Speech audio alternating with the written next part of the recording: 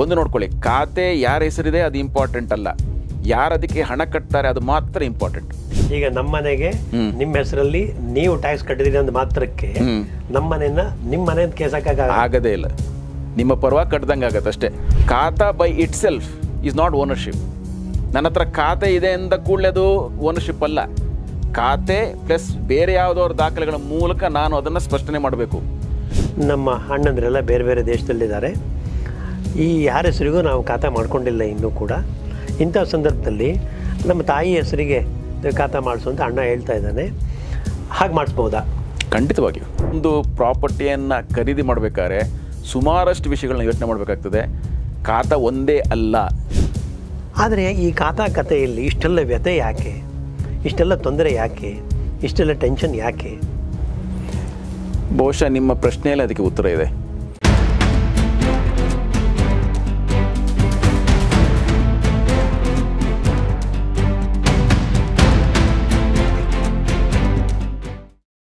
ನಮಸ್ಕಾರ ಸ್ನೇಹಿತರೆ, ವಕೀಲ ವಾಹಿನಿಯ ಯೂಟ್ಯೂಬ್ ಚಾನಲ್ಗೆ ನಿಮಗೆಲ್ರಿಗೂ ಸ್ವಾಗತ.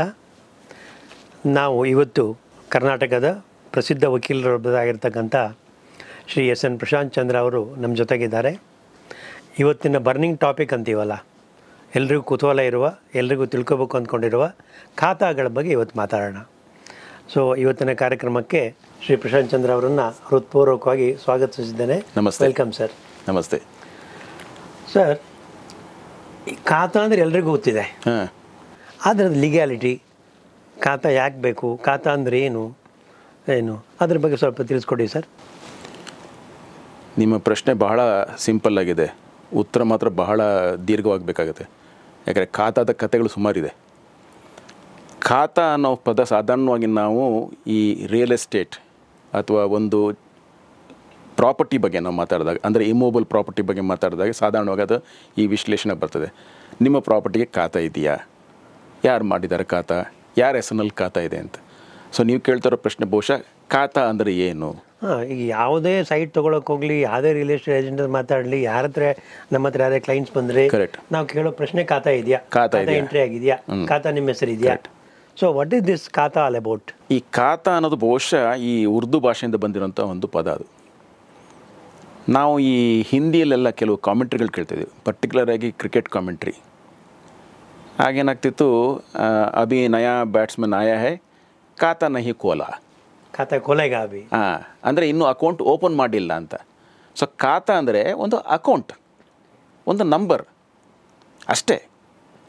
ನಮ್ಮ ಪ್ರಕಾರ, ಕೆಲವರ ಪ್ರಕಾರ ಖಾತಾ ಅಂದ ಕೂಡಲೇ ಅದು ಸರ್ವಸ್ವ, ಖಾತವೇ ಎಲ್ಲದಕ್ಕಿಂತ ಇಂಪಾರ್ಟೆಂಟ್ ಅನ್ನೋ ಭಾವನೆ ಬಂದ್ಬಿಟ್ಟಿದೆ. ಅಷ್ಟೇ ಅಲ್ಲ, ಈಗ ನಮ್ಮ ಸ್ನೇಹಿತರು ಕೆಲವು ವಕೀಲರ ಹತ್ರ ಹೋದಾಗ ಕೂಡ, ಕ್ಲೈಂಟ್ಸ್ ಹೋದಾಗ ಕೂಡ ಜನರಲ್ ಹೇಳ್ತಾರೆ ಖಾತಾ ಇಸ್ ಮೇಡ್ ಸೋ ಬಿಗ್, ಖಾತಾ ಇಲ್ದೋದ್ರೆ ಏನು ಅಸ್ತಿತ್ವವೇ ಇಲ್ಲ, ಪ್ರಯೋಜನನೇ ಇಲ್ಲ ಅನ್ನೋವಾಗ ಆಗ್ಬಿಡುತ್ತೆ. ಪ್ರಾಪರ್ಟಿ ಇದ್ದು ಪ್ರಯೋಜನ ಇಲ್ಲಂಗೆ ಆಗ್ಬಿಡುತ್ತೆ. ಖಾತಾದಲ್ಲಿ ನನ್ನ ಹೆಸರಿಲ್ಲ ಅಂದರೆ ಈ ಪ್ರಾಪರ್ಟಿ ನಂದು ಹೌದಾ ಅಲ್ವೋ ಅನ್ನುವಷ್ಟು ಟೆನ್ಷನ್ ಆಗಿಬಿಡುತ್ತೆ. ಎಷ್ಟೋ ಜನ they are take it so seriously. But ನಿಜವಾಗಿ ಲೀಗಲಿ, ಕಾನೂನಾತ್ಮಕವಾಗಿ ಖಾತಾ ಅಷ್ಟು ಮುಖ್ಯನಾ ಅಥವಾ ಅದು ಏನು? ಒಂದು ವಿಶ್ಲೇಷಣೆ ಕೊಡ್ತೇನೆ ನಿಮ್ಗೆ. 38 ವರ್ಷಗಳಿಂದ ಲಾಯರ್ ಆಗಿ ಸೇವೆ ಸಲ್ಲಿಸ್ತಾ ಇದ್ದೀರಿ.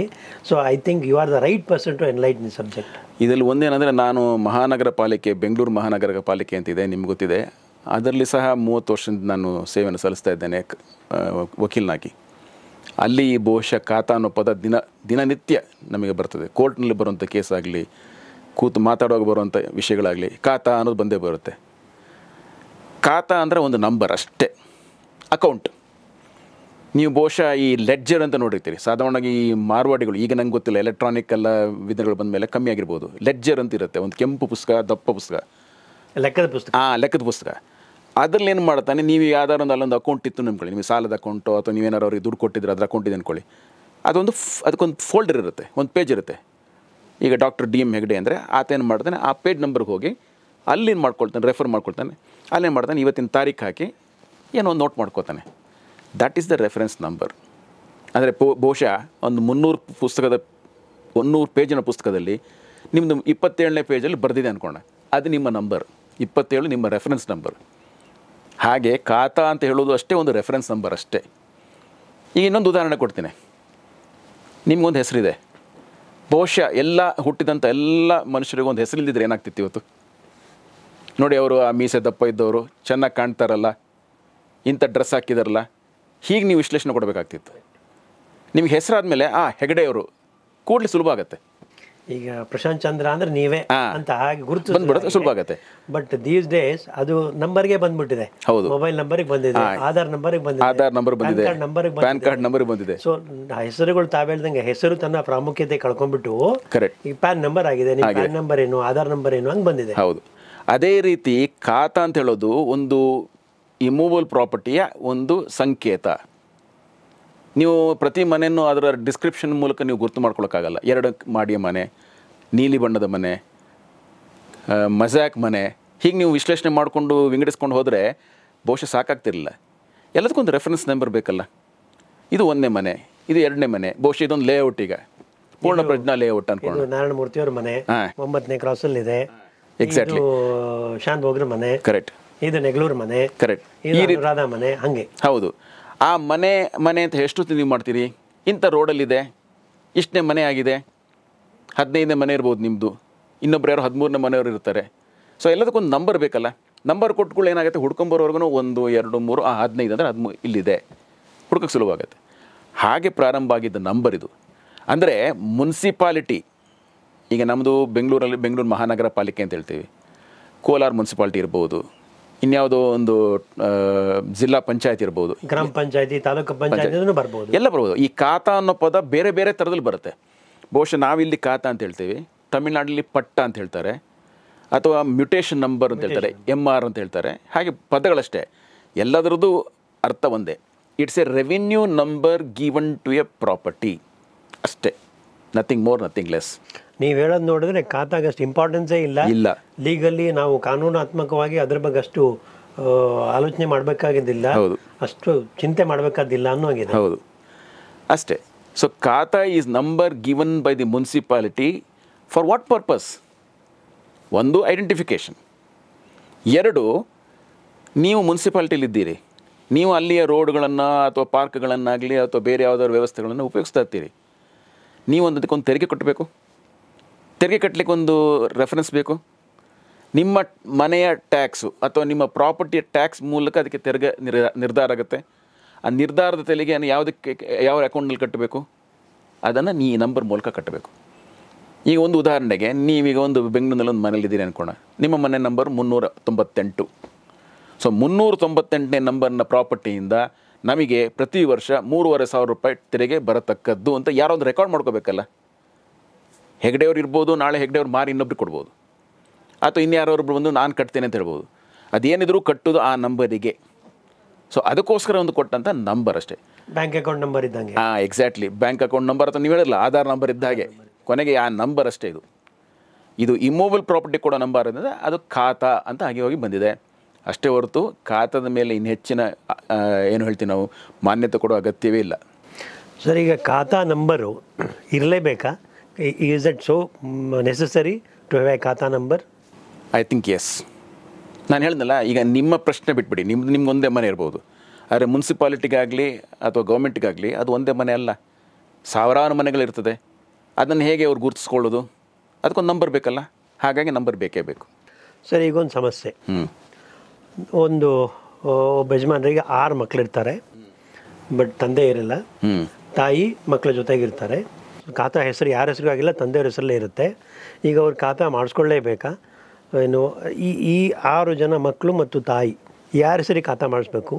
ಯಾರ ಹೆಸರಿಗೆ ಖಾತಾ ಮಾಡಿಸಿದ್ರೆ ಲೀಗಲಿ ವ್ಯಾಲಿಡ್ ಅದು? ಮತ್ತು ಈ ಖಾತಾ ತಂದೆ ಹೆಸರಿನಿಂದ ಮಕ್ಕಳ ಹೆಸರಿಗೋ ತಾಯಿ ಹೆಸರಿಗೋ ಬರಲೇಬೇಕಾ? ನಿಮ್ಮ ಪ್ರಶ್ನೆ ನಾನು ಅರ್ಥ ಮಾಡ್ಕೊಂಡಿದ್ದೇನೆ. ನೋಡ್ಕೊಳ್ಳಿ, ತಂದೆ ಸುಮಾರಷ್ಟು ಪ್ರಾಪರ್ಟಿಗಳನ್ನ ಬಿಟ್ಟಿದ್ದಾರೆ, ಸ್ವಯಾರ್ಜಿತ ಪ್ರಾಪರ್ಟಿ. ಈಗ ತಂದೆ ಇಲ್ಲ, ಬಹುಶಃ ನಾನು ಅನ್ಕೋತೀನಿ ಇಲ್ಲಿ ಈ ಸಂದರ್ಭದಲ್ಲಿ ಅವರು ವಿಲ್ ಮಾಡಿಲ್ಲ, ಅಂದರೆ ವಿಲ್ ಮಾಡಿಲ್ಲ ಅಂತ ಅರ್ಥ ಅಂದ್ಕೊಳ್ಳೋಣ. 6 ಮಕ್ಕಳಿದ್ದಾರೆ, ತಾಯಿ ಇದ್ದಾರೆ, ಅಂದರೆ ತಂದೆಯ ಅವರ ಹೆಂಡತಿ, ವ್ಯಕ್ತಿಯ ಹೆಂಡತಿ ಇದ್ದಾರೆ. ಸೊ 6 ಮತ್ತು 1 7 ಜನ ಇದ್ದಾರೆ ಅಂದ್ಕೊಳ್ಳೋಣ, ಸ್ವಯಾರ್ಜಿತ ಆಸ್ತಿ. ಈಗ ಅವರು ಏನು ವಿಲ್ ಮಾಡಿಲ್ಲ, ಹಾಗೆ ಬಿಟ್ಟು ಹೋಗಿದ್ದಾರೆ, ತೀರ್ಕೊಂಡಿದ್ದಾರೆ. ಈಗ ಏನು ಮಾಡಬೇಕು ನಾವು? ಬಹುಶಃ ಮಕ್ಕಳಲ್ಲಿ ಅಥವಾ ತಾಯಿಯಲ್ಲಿ ಸೇರಿಸಿ ಇನ್ನೂ ಯಾವುದೇ ಥರದ ಇತ್ಯರ್ಥ ಒಂದು ಒಡಂಬಡಿಕೆ ಆಗಿಲ್ಲ. ಇನ್ನು ಈ ನಿಟ್ಟಿನಲ್ಲಿ ತಂದೆ ಹೆಸರಿನಲ್ಲೇ ಖಾತಾ ಇದೆ, ಇನ್ನು ಪಾರ್ಟಿಷನ್ ಮಾಡ್ಕೊಂಡಿಲ್ಲ. ತಂದೆ ಹೆಸರಿನಲ್ಲೇ ಖಾತಾ ಇರಬಹುದು, ಅದನ್ನು ಕೂಡಲೇ ಟ್ರಾನ್ಸ್ಫರ್ ಮಾಡಬೇಕು ಅಂತ ಇದೆ. ಬಟ್ ಕಾನೂನಿನಲ್ಲಿ ಪ್ರಕಾರ ಹೋಗಿ ಮಾಡ್ಕೊಳ್ದಿರಿ ಏನು ಅದಕ್ಕೇನು ತೊಂದರೆ ಇಲ್ಲ. ಟ್ಯಾಕ್ಸ್ ಮಾತ್ರ ಕಟ್ತಾ ಹೋಗಬೇಕು. ಯಾರಿದ್ದಾರೋ ಅವ್ರು ಕಟ್ತಾ ಹೋಗಬೇಕಾಗತ್ತೆ. ಅವರವರಲ್ಲೇ ನಿರ್ಧಾರ ಆಗಿ ಆ ನಿರ್ಧಾರದ ಪ್ರಕಾರ ಇಂಥ ಮನೆ ಇಂಥವರಿಗೆ, ಇಂಥ ಜಾಗ ಅಂಥವರಿಗೆ ಅಂತ ಆದರೆ ಅದೇ ಪ್ರಕಾರ ಒಂದು ಒಟ್ಟು ಕೂತು ಒಂದು ಒಡಂಬಡಿಕೆ ಮಾಡಿಕೊಂಡು ಅದರಲ್ಲಿ ಡೀಡ್ ಆಫ್ ಸೆಟಲ್ಮೆಂಟ್ ಅಂತ ಮಾಡಿಕೊಂಡು ಅದರ ಪ್ರಕಾರ ಇದು ಒಂದನೇ ಮಗನಿಗೆ ಹೋಗತಕ್ಕದ್ದು, ಇದು ಎರಡನೇ ಮಗನಿಗೆ ಹೋಗತಕ್ಕದ್ದು ಅಂತ ತಂದೆ ಮತ್ತು ತಂದೆಯ ಪ್ರಾಪರ್ಟಿಯನ್ನು ಎಲ್ಲರೂ ತಾಯಿ ಮತ್ತು ಮಕ್ಕಳು ಸೇರಿ ವಿಂಗಡಿಸ್ಕೊಳ್ಬೋದು. ನಂತರ ಅದಕ್ಕೆ ಬೇಕಾದಂಥ ನಂಬರ್ಗಳನ್ನ ಬದಲಾವಣೆ ಮಾಡ್ಕೊಳ್ಬೋದು. ಆಗ ಖಾತಾ ವರ್ಗಾವಣೆಯನ್ನು ಕೇಳಬೇಕಾಗ್ತದೆ. ಯಾವುದು ಈ ಡೀಡ್ ಆಫ್ ಸೆಟಲ್ಮೆಂಟ್ನ ಮೂಲಕ ಅಥವಾ ಡೀಡ್ ಆಫ್ ಇದೆಯಲ್ಲ ಅದರ ಡೀಡ್ ಆಫ್ ಸೆಟಲ್ಮೆಂಟ್ ಇದೆಯಲ್ಲ ಅದ್ರ ಮೂಲಕ ಅಲ್ಲಿಯ ಮುನ್ಸಿಪಾಲಿಟಿಗೆ ಹೋಗಿ ಆ ಮುನ್ಸಿಪಾಲಿಟಿಗೆ ಹೋಗಿ ಈ ಜಾಗವನ್ನು ಇಂಥವ್ರ ಹೆಸರಿಗೆ ವರ್ಗೀಕರಿಸಿ ಕೊಡಿ ಅಂತ ಕೇಳಬೇಕಾಗತ್ತೆ. ಈಗ ಪಾರ್ಟಿಷನ್ ಆದಮೇಲೆ ಎಲ್ಲರೂ ಹಂಚ್ಕೊಂಡ್ಮೇಲೆ ಖಾತಾ ನಂಬರ್ ಎಲ್ಲ ಚೇಂಜ್ ಆಗುತ್ತಲ್ವಾ? ಆಗತ್ತೆ. ಖಾತಾ ನಂಬರ್ ಚೇಂಜ್ ಆಗಬಹುದು, ಆಗದೇ ಇರಬಹುದು. ಒಂದೇ ಮನೆಯಲ್ಲಿ ಒಂದೇ ಪ್ರಾಪರ್ಟಿಯಲ್ಲಿ 2 ಭಾಗ ಆಯಿತು ಅಂದ್ಕೋಣ. ಆಗ 398 ನಿಮ್ಮ ಪ್ರಾಪರ್ಟಿ ನಂಬರ್ ಅಂದರೆ 398 ಅಂತ ಹೇಳೋದು. ಕೆಳಗಡೆ ಉಳ್ಕೊಳ್ಬೋದು. ಮೇಲಿನ ಮನೆ ಬೇರೆ ಆಗಿರೋದ್ರಿಂದ ಬೇರೆ ವ್ಯಕ್ತಿಗೆ ಹೋಗೋದ್ರಿಂದ 398 ಅಂತ ಆಗ್ಬೋದು. ಒಂದು ಮನೆ ಪೂರ್ತಿಯಾಗಿ ಒಬ್ಬರಿಗೆ ಹೋಗ್ತಾ ಇದೆ ಅಂದರೆ 398 ಉಳಿಯುತ್ತೆ. ತಂದೆ ಹೆಸರು ಆ ಮಗನ ಹೆಸರು ಬರುತ್ತೆ ಅಷ್ಟೇ. ಇದೇ ರೀತಿ ಇನ್ನೊಂದು ಪ್ರಶ್ನೆ ಬರ್ಬೋದು. ನೀವೀಗ ಹೇಳಿದರೆ ವಿಲ್ ಮಾಡಿಲ್ಲ ಅಂತ. ಈಗ ಇನ್ನೊಂದು ಉದಾಹರಣೆ ತಗೋಣ. ತಂದೆ, ತಾಯಿ, ಮಕ್ಕಳು ವಿಲ್ ಆಗಿದೆ. ಆ ವಿಲ್ ಮೂಲಕ ಬಹುಶಃ ಈ ಪ್ರಾಪರ್ಟಿ ಇಂಥವ್ರಿಗೆ ಹೋಗತಕ್ಕದ್ದು ಅಂತ ಎಲ್ಲೂ ಅದರಲ್ಲಿ ಸ್ಪಷ್ಟೀಕರಣ ಇದೆ. ವಿಲ್ ಮಾಡಿದಾಗ ಅವ್ರು ಬೇರೆ ಬೇರೆಯವರಿಗೆ ಇಂಥವ್ರಿಗೆ ಕೊಟ್ಟು ನನ್ನ ಮೊದಲನೇ ಮಗನಿಗೆ ಇದು ಹೋಗತಕ್ಕದ್ದು, ಎರಡನೇ ಮಗನಿಗೆ ಈ ಜಾಸ್ತಿ ಹೋಗೋದು, ಈ 398ನೇ ಮನೆ ನಂಬರ್ ಇಂಥವ್ರಿಗೆ ಹೋಗತಕ್ಕದ್ದು ಬರ್ತಿರ್ತಾರೆ. ಆಗೇನಾಗುತ್ತೆ, ಎಲ್ಲರೂ ಸೇರಿ ಒಂದು ಒಪ್ಪಿಗೆ ಕೊಟ್ಟು ಈ ವಿಲ್ ಪ್ರಕಾರ ನಾವೆಲ್ಲ ಒಪ್ಪಿಕೊಂಡಿದ್ದೇವೆ, ಅದರಂತೆ ಈ ಪ್ರಾಪರ್ಟಿಯನ್ನು ನಮ್ಮ ಹೆಸರಿಗೆ ಬದಲಾಯಿಸಿ ಹಾಗೂ ಮತ್ತು ಬೇರೆಯವರ ಹೆಸರು ಬದಲಾಯಿಸೋದಕ್ಕೆ, ನನ್ನ ಅಣ್ಣ ತಮ್ಮದ್ರ ಹೆಸರನ್ನು ವಿಲ್ ಮೂಲಕ ಬದಲಾಯಿಸೋದಕ್ಕೆ ನಂದು ಯಾವುದೋ ಆಕ್ಷೇಪಣೆ ಇಲ್ಲ ಅಂತ ಮಾಡಿದ್ರೆ ಅದೇ ಪ್ರಕಾರ ಮುನ್ಸಿಪಾಲ್ಟಿಯವರು ಯಾರ್ಯಾರು ಅದಕ್ಕೆ ವಾರಸ್ದಾರಿದ್ದಾರೋ ಆ ವಾರಸ್ದಾರಿಗೆ ಅವರವರ ಹೆಸರಿನಲ್ಲಿ ವರ್ಗೀಕರಿಸಿ ಕೊಡ್ತಾರೆ. ಈ 2 ವಿಧಾನ ಹೇಳಿದೆ. ಒಂದರಲ್ಲಿ ವಿಲ್ ಮಾಡಿರಬಹುದು, ಇನ್ನೊಂದರಲ್ಲಿ ವಿಲ್ ಮಾಡದೇ ಇರಬಹುದು. ತಂದೆ ಇಲ್ಲ, ಹಾಗಾಗಿ ಇದು ಹಸ್ತಾಂತರ ಆಗುವಂಥ ಸಂದರ್ಭ. 3ನೇ ಸ್ಥಿತಿ ಬರ್ಬೋದು. ಬಹುಶಃ ತಂದೆ ವಿಲ್ ಮಾಡಿಯೂ ಅಥವಾ ಮಾಡದೆಯೂ ಮಕ್ಕಳಲ್ಲಿ ಅಥವಾ ತಾಯಿಯಲ್ಲಿ ಯಾವುದಾರೊಂದು ಕಾರಣಕ್ಕೆ ಏನಾರೊಂದು ಭಿನ್ನಾಭಿಪ್ರಾಯ ಬಂದು ಆ ವಿಷಯ ಬಹುಶಃ ಯಾವುದಾದ್ರು ಕೋರ್ಟ್ನಲ್ಲಿ ಸಿವಿಲ್ ದಾವೆಯ ಮೂಲಕ ಇತ್ಯರ್ಥ ಆಗದೆ ಉಳಿದಿದ್ದರೆ ಖಾತಾ ಏನಾಗತ್ತೆ, ಖಾತಾ ಮಾಡಿಸ್ಬೇಕಾಗ ಪಾರ್ಟಿಷನ್ ದಾವ ಇರ್ಬೋದು, ಅಥವಾ ವಿಲ್ ಮೂಲಕ ಬಂದಿದ್ದು ತಪ್ಪು, ವಿಲ್ ಮಾಡಲಿಕ್ಕೆ ಅವರಿಗೆ ಹಕ್ಕಿರಲಿಲ್ಲ, ಅಥವಾ ನನಗೆ ಈ ಜಾಗ ಕೊಡಬೇಕಾಗಿತ್ತು, ಈ ಯಾವುದೇ ವಿಷಯ ಇರ್ಬೋದು.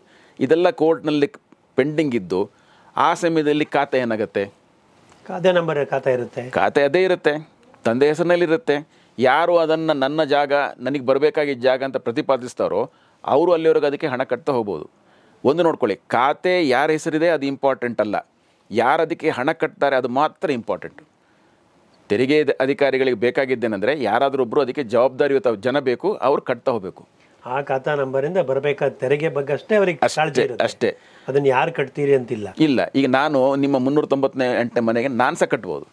ಕಟ್ಟಿದ ಕೂಡಲೇ ನಂದಾಗಲ್ಲ, ನಿಮ್ಮ ಪರವಾಗಿ ನಾನು ಕಟ್ದಂಗೆ ಆಗುತ್ತೆ ಅಷ್ಟೇ ಹೊರತು ನಾನು ಕಟ್ಟಿದಾಗ ಆಗಲ್ಲ. ಅಕಸ್ಮಾತ್ ನನ್ನ ಕೇಸೇ ಏನಂತೇಳಿದರೆ ಇಲ್ಲ ಅದು ಮನೆ ನನಗೇ ಸೇರಿದ್ದು ಅಂತ ಹೇಳಿದ್ರು ಸಹ ಇದು ನನ್ನ ಸ್ಪಷ್ಟನೆ ಹೊರತು ಅದನ್ನು ಕಾನೂನಾತ್ಮಕ ಅದಕ್ಕೆ ಯಾವುದೇ ಹೆಚ್ಚಿನ ಬೆಲೆ ಇಲ್ಲ. ನಾನು ನನ್ನ ಪೊಸೆಷನ್ ಸಾಮರ್ಥ್ಯ ಅಥವಾ ನನ್ನ ಕಬ್ಜದಲ್ಲಿದೆ ಅಂತ ತೋರಿಸ್ಕೊಳ್ಳೋಕ್ಕೋಸ್ಕರ ನಾನೇನು ಮಾಡ್ಬೋದು, ಈ ಮನೆಗೆ ನಾನೇ ಕಟ್ತಾ ಇದ್ದೇನೆ ಟ್ಯಾಕ್ಸು, ಹಾಗಾಗಿ ಇದು ನನ್ನ ಮನೆ ಅಂತ ಪ್ರತಿಪಾದಿಸ್ಬೋದು. ಅದು ಒಪ್ಕೊಳ್ಳುತ್ತೋ ಬಿಡುತ್ತೋ ಅದು ಕೋರ್ಟಿಗೆ ಬಿಟ್ಟಂಥ ವಿಷಯ. ಆದರೆ ಕಾನೂನಲ್ಲಿ ಇಷ್ಟೇ ಅದಕ್ಕೆ ಮಾನ್ಯತೆ. 398ನೇ ಮನೆಗೆ ಈ ವರ್ಷದ ಟ್ಯಾಕ್ಸ್ 3,000 ರೂಪಾಯಿಯನ್ನು ಕಟ್ಟಲಾಗಿದೆ. ಹೆಗಡೆಯವರು ಕಟ್ಟಿದ್ರೋ ಪ್ರಶಾಂತ್ ಅವ್ರು ಕಟ್ಟಿದ್ರೋ ಅದು ಸೆಕೆಂಡರಿ. ಈಗ ನಮ್ಮ ಮನೆಗೆ ನಿಮ್ಮ ಹೆಸರಲ್ಲಿ ನೀವು ಟ್ಯಾಕ್ಸ್ ಕಟ್ಟಿದ್ರಿ ಅಂದ ಮಾತ್ರಕ್ಕೆ ನಮ್ಮ ಮನೆಯನ್ನ ನಿಮ್ಮ ಮನೆ ಕೇಸ್ ಆಗದೇ ಇಲ್ಲ, ನಿಮ್ಮ ಪರವಾಗಿ ಕಟ್ದಂಗೆ ಆಗತ್ತೆ ಅಷ್ಟೇ. ನನ್ನ ಪ್ರಕಾರ ಇರ್ಬೋದು. ಇಲ್ಲಿ 2 ಸಮರ್ಥತೆ ಇದೆ. ಇಲ್ಲಿ ಒಂದು ಮುನ್ಸಿಪಾಲಿಟಿಯಿಂದ ಆ್ಯಂಗಲಿಂದ ನೋಡಿ, ಮುನ್ಸಿಪಾಲಿಟಿಗೆ ಒಂದು ನಂಬರ್ ಇದೆ, ಆ ನಂಬರಿಂದ ಟ್ಯಾಕ್ಸ್ ಬರಬೇಕು. ಮುನ್ಸಿಪಾಲಿಟಿಯವರು ಸತ್ತ ವ್ಯಕ್ತಿಯಿಂದ ಅಥವಾ ಪ್ರಾಪರ್ಟಿಯಿಂದ ಹೋಗಿ ಕೇಳಲಿಕ್ಕಾಗಲ್ಲ, ಯಾರೊಬ್ಬರು ವ್ಯಕ್ತಿ ಬೇಕಲ್ಲ, ಜೀವಂತ ವ್ಯಕ್ತಿ ಬೇಕಲ್ಲ, ಅದಕ್ಕೋಸ್ಕರ ಹೆಸರಷ್ಟೇ. ಸೊ ಖಾತಾ ಆರ್ ಖಾತೆದಾರ್ is a representative for the property to pay the tax. Khata by itself is not ownership. ನನ್ನ ಹತ್ರ ಖಾತೆ ಇದೆ ಅಂದ ಕೂಡಲೇ ಅದು ಓನರ್ಶಿಪ್ ಅಲ್ಲ. ಖಾತೆ ಪ್ಲಸ್ ಬೇರೆ ಯಾವುದಾದ್ರು ದಾಖಲೆಗಳ ಮೂಲಕ ನಾನು ಅದನ್ನು ಸ್ಪಷ್ಟನೆ ಮಾಡಬೇಕು. ಬರೀ ಖಾತಾ ನನ್ನ ಹೆಸರಲ್ಲಿದೆ ಅಂದ ಕೂಡಲೇ ನಾನೇ ಓನರು, ಹೆಗ್ಡೆಯವರು ಓನರ್ ಅಲ್ಲ ಅಂತ ಅಲ್ಲ ಅದು. ಈಗ ನಿಮ್ಮ ಇಷ್ಟು ವರ್ಷದಲ್ಲಿ ನಿಮ್ಮ ಹತ್ರ ಕೆಲವು ಕ್ಲೈಂಟ್ಸ್ ಎಲ್ಲ ಬಂದಿರ್ಬೋದು, ಖಾತೆಗೆ ಹೆಸರಿಲ್ಲ, ಹೆಸರು ತಗೋಬೇಕು ಮಾಡ್ಕೋಬೇಕು ಸರ್, ಖಾತೆಗೆ ಹೆಸರನ್ನ ವರ್ಗಾವಣೆ ಮಾಡ್ಕೋಬೇಕು ಅಂತ ತುಂಬ ಆತಂಕದಲ್ಲಿ ಬಂದಿರ್ಬೋದು. ಆ ಆತಂಕ ಹೆಚ್ಚಾಗೋದಕ್ಕೆ ಮತ್ತು ಅದನ್ನು ಸಮಾಧಾನ ಮಾಡೋಕ್ಕೆ ಏನು ಉತ್ತರ? ಈಗ ಹೇಳಿದ್ನಲ್ಲ ಅದೇ ಉತ್ತರ. ಖಾತೆ ಅನ್ನೋದು ಏನೂ ಅಲ್ಲ, ಬರೀ ಒಂದು ನಂಬರ್ ಅಷ್ಟೇ. ಇದು ನಿಮ್ಮ ಒಂದು ಮನೆಗೆ ಇರುವ ನಂಬರಿಗೆ ನೀವು ಕೊಡುವಂಥ ಟ್ಯಾಕ್ಸನ್ನು ನಿರ್ಧಾರ ಮಾಡುವುದಕ್ಕೋಸ್ಕರ ಮುನ್ಸಿಪಾಲಿಟಿಗೆ ಇರುವಂಥ ಒಂದು ನಿಮಗೂ ಮತ್ತು ಇರುವಂಥ ಒಂದು ಸಂದೇಶ ಅಷ್ಟೇ. ಅದು ನಿಮ್ಮ ಪ್ರಕಾರವಾಗಿ ಅದೇನು ನಾನು ಓನರಾಗಿ ಕಟ್ತಾ ಇರ್ಬೋದು ಅಥವಾ ಓನರಾಗಿ ಕಟ್ತಾ ಇರ್ಬೋದು, ಅದು ನಿಮಗೆ ಬಿಟ್ಟಂಥ ವಿಷಯ ಹೊರತು ಮುನ್ಸಿಪಾಲಿಟಿಗೆ ಸಂಬಂಧ ಇಲ್ಲ. ನಿಮ್ಮಲ್ಲಿ ಏನಾದರೂ ಅದ್ರ ಬಗ್ಗೆ ವಿಭಿನ್ನ ಅಭಿಪ್ರಾಯ ಇದ್ದರೆ ಅದನ್ನು ಪರಿಹಾರ ಮಾಡ್ಕೊಳ್ಳಿಕ್ಕೆ ಕೋರ್ಟಿಗೆ ಹೋಗಬೇಕು ಹೊರತು ಮುನ್ಸಿಪಾಲಿಟಿಯವರು ಅದ್ರ ಬಗ್ಗೆ ಇಲ್ಲ ಇದು ಇವ್ರಿಗೆ ಸೇರತಕ್ಕದ್ದು ಇವ್ರಿಗೆ ಸೇರತಕ್ಕದ್ದಲ್ಲ ಅಂತ ತೀರ್ಮಾನ ಕೊಡೋ ಹಕ್ಕೂ ಇಲ್ಲ. ಯಾರಿಂದ ಬಂತು ಪ್ರಶ್ನೆ ಅಲ್ಲ, ಈ ಪ್ರಾಪರ್ಟಿನಿಂದ ಇಷ್ಟು ಬಂತು ಅನ್ನೋದು ಮಾತ್ರ ವಿಷಯ. ಗ್ರಾಮ ಪಂಚಾಯತಿ ಆಗಲಿ ಕಾರ್ಪೊರೇಷನ್ ಆಗಲಿ ಅದು ಟ್ಯಾಕ್ಸ್ ಕಲೆಕ್ಟ್ ಮಾಡೋದಷ್ಟೇ ಅದರ ಕೆಲಸ, not deciding the title of the property ಅಂತ ಹೇಳ್ತಾರೆ, ಓನರ್ಶಿಪ್ ಆಫ್ ದಿ ಪ್ರಾಪರ್ಟಿ ಅಂತ ಹೇಳ್ತಾರೆ. ಓನರ್ಶಿಪ್ ಅದರ ಮಾಲೀಕತ್ವ ನಿಮಗೆ ಸೇರಿದ್ದು ಅಲ್ಲ ಅನ್ನುವ ಕೆಲಸವನ್ನು ನ್ಯಾಯಾಲಯ ಕೋರ್ಟೇ ಮಾಡಬೇಕು. ಇನ್ನೊಂದೆರಡು ಸತಿ ವಿಷಯಗಳು ಬರ್ತದೆ. ಎಷ್ಟೋ ಸತಿ ಕೋರ್ಟ್ನಲ್ಲಿ ಈ ಕೇಸ್ಗಳು ಇತ್ಯರ್ಥ ಆಗದೆ ಉಳಿದಿರುತ್ತೆ, ಅದ್ರ ಬಗ್ಗೆ ಇನ್ನೂ ವಿಚಾರಣೆ ಆಗ್ತಾ ಇರ್ತದೆ. ತಂದೆ ಹೆಸರಿನಲ್ಲಿ ಪ್ರಾಪರ್ಟಿ ಇದೆ, ಮಕ್ಕಳ ಹೆಸರಿಗೆ ಇನ್ನೂ ಬದಲಾವಣೆ ಆಗಿಲ್ಲ, ಯಾಕಂದರೆ ಇವರಿಬ್ಬರ ಮಧ್ಯೆ ಇನ್ನೂ ಇತ್ಯರ್ಥ ಆಗಿಲ್ಲ. ಆ ಸಂದರ್ಭದಲ್ಲಿ ಏನು ಮಾಡಬೇಕು? ಅದನ್ನು ಡಿಸ್ಪ್ಯೂಟ್ ಇದೆ. ಈಗ ಡಿಸ್ಪ್ಯೂಟ್ ಇದೆ, ಮುನ್ಸಿಪಾಲ್ಟಿಯವ್ರು ಕಾಯಲ್ಲ, ಕೇಸ್ ಮುಗಿಯೋರ್ಗು ನಾನು ಕಾಯ್ತೀನಪ್ಪ 15 ವರ್ಷ ಆದಮೇಲೆ ಬಂದು ಕಟ್ಟಿ ಅಂತ ಹೇಳೋಕ್ಕಾಗಲ್ಲ. ಆಗೇನು ಮಾಡ್ಬೋದು, ಇಬ್ಬರು ಒಪ್ಪಂದ ಮಾಡಿಕೊಂಡು ಆಯಿತು ನಾವಿಬ್ಬರು ಸೇರೋದಕ್ಕೆ ಕೊಡೋಣ, ಅಥವಾ ನಾನು ಕೊಡ್ತೀನಿ ನೀವು ಸುಮ್ಮನೆ ಇರಿ, ಅಥವಾ ಕೋರ್ಟಿನ ಮೂಲಕ ಕೇಳಿ ನನಗೆ ಕಟ್ಟಲಿಕ್ಕೆ ಅನುಮತಿ ಕೊಡಿ, ನಾನು ಕಟ್ತಾ ಹೋಗ್ತೀನಿ, ನಾಳೆ ಕೋರ್ಟಿನ ಆದೇಶ ಏನು ಬರುತ್ತೋ ಅದಕ್ಕೆ ತೀರ್ಮಾನಕ್ಕೆ ನಾನು ಬದ್ಧನಾಗಿರ್ತೇನೆ, ಆಗ ಅದನ್ನು ನಾವು ಅಡ್ಜಸ್ಟ್ ಮಾಡ್ಕೋತೀವಿ. ಒಂದು ವರ್ಷಕ್ಕೆ ನನಗೆ 3,000 ರೂಪಾಯಿ ಕಟ್ಟಬೇಕು ಅಂದ್ಕೋಣ, ನಾನೊಂದು 10 ವರ್ಷ ಕಟ್ತಾ ಹೋಗ್ತೀನಿ, ಕೋರ್ಟ್ ತೀರ್ಮಾನ ಆಗುತ್ತೆ ಇಲ್ಲ ಅದು ಹೆಗಡೆಯವರಿಗೆ ಸೇರಿದ್ದು, ಪ್ರಶಾಂತ್ ಅವರಿಗೆ ಏನೂ ಅದರಲ್ಲಿ ಹಕ್ಕಿಲ್ಲ ಅಂತ, ನಂದು 30,000 ಮಾತ್ರ ಕೊಟ್ಟಿದ್ದಿರುತ್ತೆ, ಅದನ್ನು ಬಹುಶಃ ನಾನು ಹಿಂದೆ ಕೇಳ್ಬೋದು ಅಥವಾ ಅದಕ್ಕೆ ನಾನು ಅಡ್ಜಸ್ಟ್ ಮಾಡ್ಬೋದು, ಅಲ್ಲಿವರೆಗೂ ಕಟ್ತಾ ಹೋಗ್ಬೋದು. ಅಂತೂ ತೆರಿಗೆಯನ್ನು ಕಟ್ಟುವುದು ಮಾತ್ರ ಜವಾಬ್ದಾರಿ. ತೀರ್ಮಾನ ಆಗ್ಬೋದು, ಇವತ್ತಿಗೆ ಆಗ್ಬೋದು, ಆಗದೇ ಇರ್ಬೋದು, ಆದರೆ ತೆರಿಗೆ ಕಟ್ತಾ ಇರೋದ್ರಿಂದ ಅದರಿಂದಾಗಿ ಸಪ್ರೇಟಾಗಿ ಅಥವಾ ಹೊಸದಾಗಿ ಏನೋ ಹಕ್ಕು ಬರೋದಿಲ್ಲ. ಸರ್, ಈಗ ಬೆಂಗಳೂರಲ್ಲಿ ಸಮಸ್ಯೆಗಳು ಬಹಳ ವೈವಿಧ್ಯಮಯವಾಗಿರ್ತವೆ. ಈ ಫಾರ್ ಎಕ್ಸಾಂಪಲ್ ಒಂದು ಪ್ರಾಪರ್ಟಿ ಇದೆ, ಒಂದು ಆಸ್ತಿ ಇದೆ, ಏನು ಮಕ್ಕಳು ನಾವೆಲ್ಲ ಅಣ್ಣ ತಮ್ಮಂದಿರಿದ್ದೀವಿ, 4-5 ಜನ, ತಂದೆ ಇಲ್ಲ, ಅಮ್ಮ ಇದ್ದಾರೆ, ನಮ್ಮ ಅಣ್ಣಂದರೆಲ್ಲ ಬೇರೆ ಬೇರೆ ದೇಶದಲ್ಲಿದ್ದಾರೆ, ಈ ಯಾರ ಹೆಸರಿಗೂ ನಾವು ಖಾತಾ ಮಾಡ್ಕೊಂಡಿಲ್ಲ ಇನ್ನೂ ಕೂಡ. ಇಂಥ ಸಂದರ್ಭದಲ್ಲಿ ನಮ್ಮ ತಾಯಿ ಹೆಸರಿಗೆ ಖಾತಾ ಮಾಡಿಸು ಅಂತ ಅಣ್ಣ ಹೇಳ್ತಾ ಇದ್ದಾನೆ, ಹಾಗೆ ಮಾಡಿಸ್ಬೋದಾ? ಖಂಡಿತವಾಗಿಯೂ. ಖಾತಾ ಯಾರಲ್ಲಿ ಹೆಸರಲ್ಲಿದೆಯೋ ಅವರು ಒನ್ ಆಫ್ ದಿ ಓನರ್ ಆದರೂ ಪರವಾಗಿಲ್ಲ, ಅವರೇ ಓನರ್ ಅಲ್ಲ ಆಗಬೇಕು ಅಂತಿಲ್ಲ. ಬಟ್ ಈಗ ಜನಸಾಮಾನ್ಯರಲ್ಲಿ ಏನು ತಿಳುವಳಿಕೆ ಇದೆ ಅಂದರೆ, ಖಾತಾ ನನ್ನ ಹೆಸರಲ್ಲಿದೆ ಅಂದ ಮಾತ್ರಕ್ಕೆ ನಾನು ಆ ಪ್ರಾಪರ್ಟಿ ಓನರ್ ಅನ್ನುವ ಅಧಿಕಾರ ಮತ್ತು ಸಂತೋಷ ನನಗಿರುತ್ತೆ. ಹೌ ಮಚ್ ಲೀಗಲ್, ಇದು ಎಷ್ಟು ಕಾನೂನಾತ್ಮಕವಾಗಿ ನಾನು ಸರಿ ಇದ್ದೇನೆ? ನಾನು ನಿಮ್ಗೆ ಹೇಳಿದೆ, ಖಾತಾದಲ್ಲಿ ನನ್ನ ಹೆಸರೇ ಇದೆ ಅಂದರೆ ಬಹುಶಃ ನನ್ನ ಪ್ರಕಾರ ನಾನು ಓನರು, ಕರೆಕ್ಟು. ಆದರೆ ಕಾನೂನು ಪ್ರಕಾರ ನಾನೊಬ್ಬ ಓನರ್ ಅಷ್ಟೇ, ಬೇರೆ ಓನರ್ ಇಲ್ಲ ಅನ್ನೋದನ್ನು ಸಮಂಜಸ ಮಾಡೋಕ್ಕಾಗಲ್ಲ. ನಾನು ಅದಕ್ಕೆ ಹೇಳ್ತಾ ಇರೋದು, ನಾವು ವಕೀಲರಾಗಿ ನೋಡಬೇಕೇನೆಂದರೆ ಖಾತಾ ಇದೆಯಾ? ಇದೆ. ಆದರೆ ಖಾತಾದಲ್ಲಿರೋದೇ ಪೂರ್ತಿಯಾಗಿ ನಾವು ತೊಗೊಳಕ್ಕಾಗಲ್ಲ, ಅವನೇ ಓನರ್ ತಗೊಳಕ್ಕಾಗಲ್ಲ.